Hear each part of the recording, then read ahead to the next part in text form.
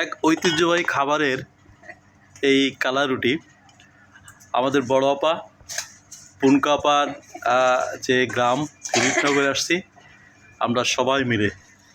এই যে দেখতে পাচ্ছেন এই যে রুটির জায়গা, হ্যাঁ আটা ছানা, এই যে আটার এখান থেকে একটু পানি নিয়ে আপা দেখতে পাচ্ছেন এই যে আটাটাকে কত সুন্দর করে।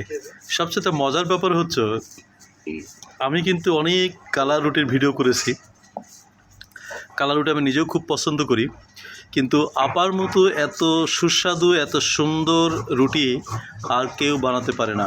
হ্যাঁ, তো আপাকে একটু দেখাই, আমাদের বড় আপা। হ্যাঁ, এই যে কালা রুটি, এই যে কাঁচামরিচ এতে, আর একটা হচ্ছে ফাঁকি দিয়ে একটু দেখাই, এটা হচ্ছে নতুন মসুর। এই মসুরের রুটি কিন্তু খুব টেস্টি। হ্যাঁ, মসুরের ডাল, মসুরের দিয়ে এই লাটকা খিচুড়ি আপনারা জানেন, অত্যন্ত ভাইরাল একটা খিচুড়ি এই মসুরের ডাল। আবার এই মসুর দিয়ে যে ডাল তৈরি করে, যে পাতলা ডাল ভাত। আসলে আমরা কোথায় খাচ্ছি? কালা রুটি খাওয়ার জন্য এই যে এসি রুমে আমরা খাচ্ছি। যদিও কালা রুটি আসলে এই যে বন্ধু জাহাঙ্গীর সারাচ্ছে, হ্যাঁ ছোট ভাই শাহিন তার বোনের বাড়ি এসে সে হচ্ছে এখানে এসে আগে আবদার করছে যে কটকটা টাইপের রুটি, মানে একদম মসমসে যাকে আমরা বলি, কত সুস্বাদু এই যে রুটি।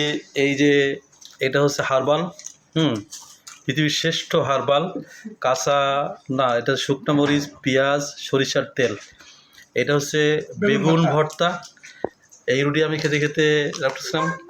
আমাদের সবচেয়ে আমাদের টিম লিডার, আমাদের সব কাজে অনুপ্রেরণার উৎস আমাদের বিকো ভাই, পেশায় শিক্ষক, সরকারি কলেজের শিক্ষক, আর সুদূর এই কুয়েত ফেরত আমাদের বড় ভাই, সব কাজে জমিয়ে রাখে আমাদেরকে। এতে ভাগিনা জনি, ওর মেয়ে জনির মায়ের কাছে আমরা রুটি খেতে এসেছি।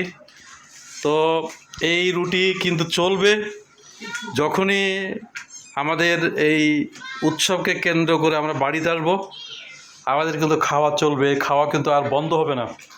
হ্যাঁ, তুমি রুটি খাইলাম। আচ্ছা ভাই বলছে এখন রুটি খেতে, আবার আমি পরে আবার আসতেছি।